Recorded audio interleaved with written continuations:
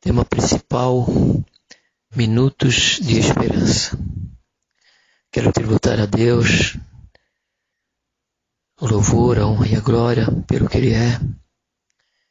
E quero tributar a Deus a minha gratidão por tudo quanto Ele já tem feito, por tudo quanto Ele faz e que ainda há de fazer por cada um de nós. E neste momento quero meditar sobre o tema: de que lado você está? E para tanto, quero ler aqui em Gênesis, capítulo 1, e estou tentando, dentro desse minuto de esperança, em cada tema, dentro dessa temática, estou tentando aqui escorrer no livro de Gênesis, a partir do capítulo 1, todos quanto têm acompanhado os versículos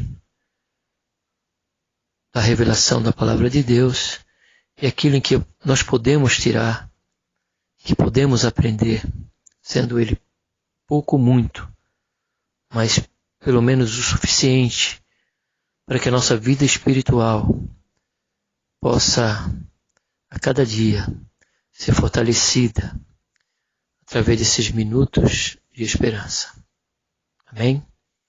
Então eu quero ler aqui o capítulo 1 de Gênesis agora, capítulo 1, versículo 4, que diz: E viu Deus que era boa a luz. Fez Deus separação entre a luz e as trevas. É interessante, amados e queridos que me ouvem, que o versículo 4, ele revela a cada um de nós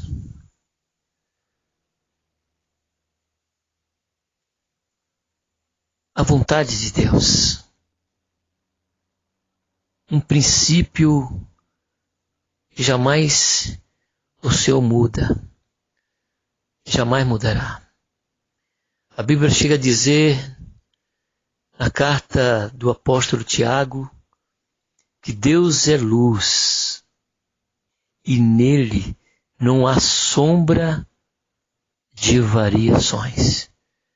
No decorrer das Escrituras vamos perceber que Deus, ele tem como vertente do seu tratamento, ele tem na sua vertente com relação a buscar um relacionamento com cada um de nós, sempre aquilo que diz respeito à luz. Porém, essa verdade nós já encontramos aqui, amados ouvintes. Se você puder pegar a sua Bíblia e confirmar e ler o versículo 4 e se demorar nessa leitura, meditando, lendo, relendo, só o versículo 4, você vai perceber que aqui ele já declara e já revela a sua vontade principal e que faz parte dele próprio. Deus, ele é luz. E ao observarmos o versículo 1, ele revela a sua criação. Ele revela como o autor da criação. Agora no versículo 4, já vemos, enquanto o versículo 1 revela o princípio de poder, de autoridade, de domínio, de soberania, no versículo 4, ele chega a nos revelar já algo da sua própria pessoa, algo do seu próprio caráter, algo ao qual ele se agrada. Porque eu vou repetir novamente, ele diz assim: e viu Deus que era boa luz.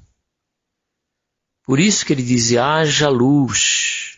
Ele nos convida sempre a escolhermos, independente qual seja a nossa vontade, os nossos sonhos, as nossas realizações. Ele nos requer de nós sempre escolher um caminho de transparência, um caminho que revele luz.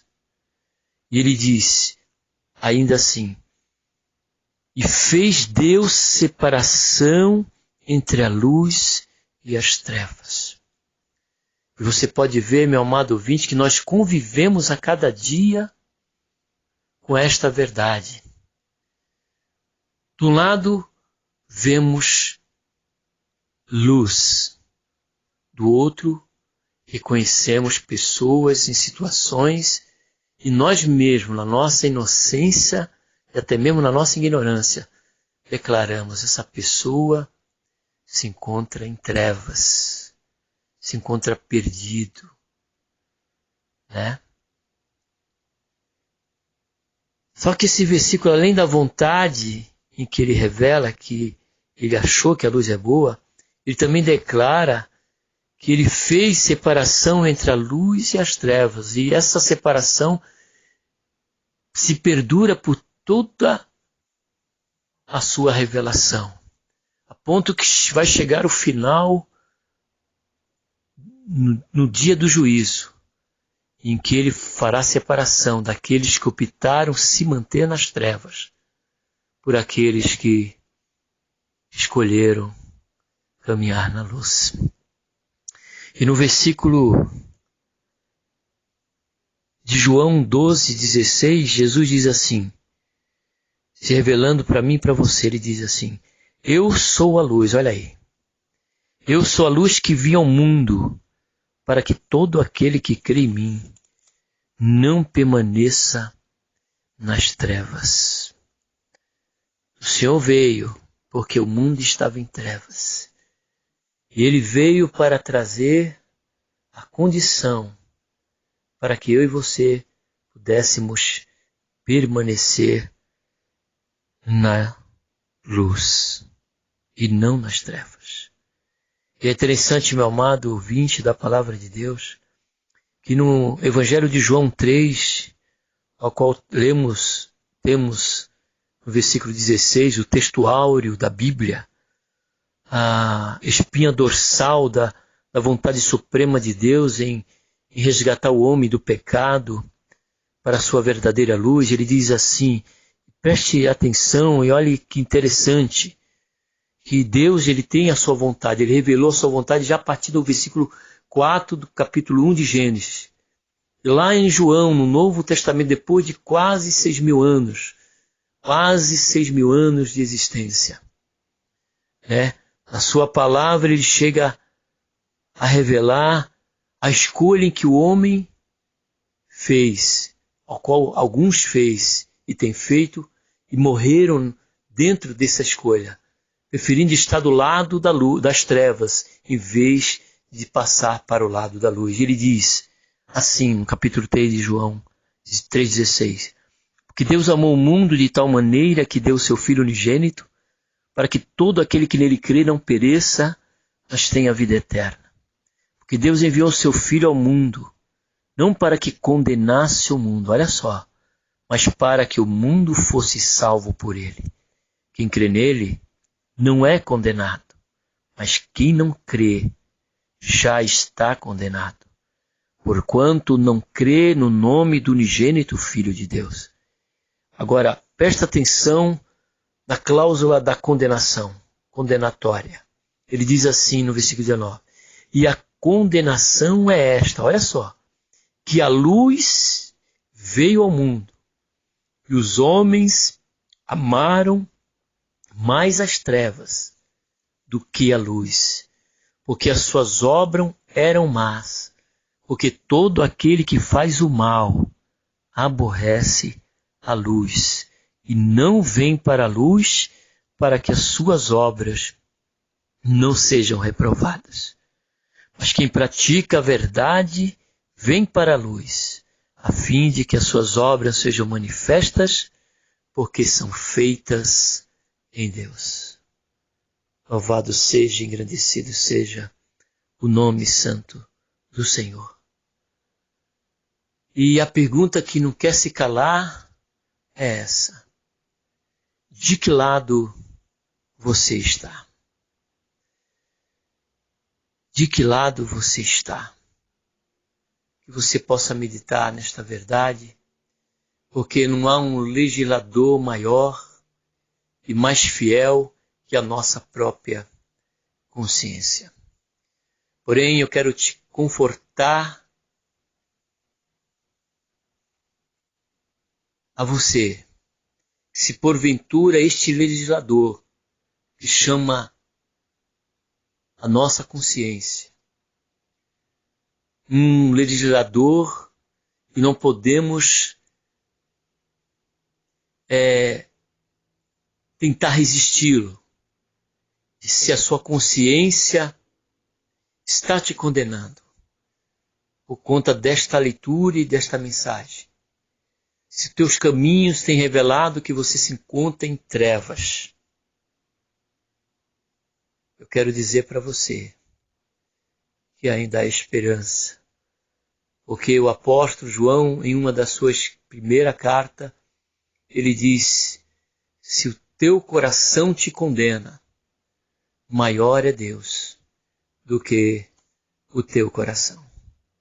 E que você possa escolher crer na pessoa bendita do Senhor Jesus e poder fazer parte desta luz. E ter em seu coração sempre a certeza de que você está do lado certo e o juízo final já não será mais algo que vai te preocupar, porque a tua consciência vai estar descansada na certeza em que a própria palavra de Deus nos dá. Quando ele diz em Romanos capítulo 8 e no seu versículo 1, que nenhuma condenação há para aqueles que estão em Cristo Jesus, que não andam segundo a carne, mas segundo o Espírito. Ou seja, aqueles que não andam segundo as trevas, mas segundo a luz. Porque o Espírito desse versículo da Bíblia, em Romanos 8:1, está de letra maiúscula e se refere ao Espírito de Deus. A terceira pessoa da Trindade. Deus Pai, Deus Filho e Deus Espírito Santo. Deus é luz e nele não há variação e nem sombra de variação.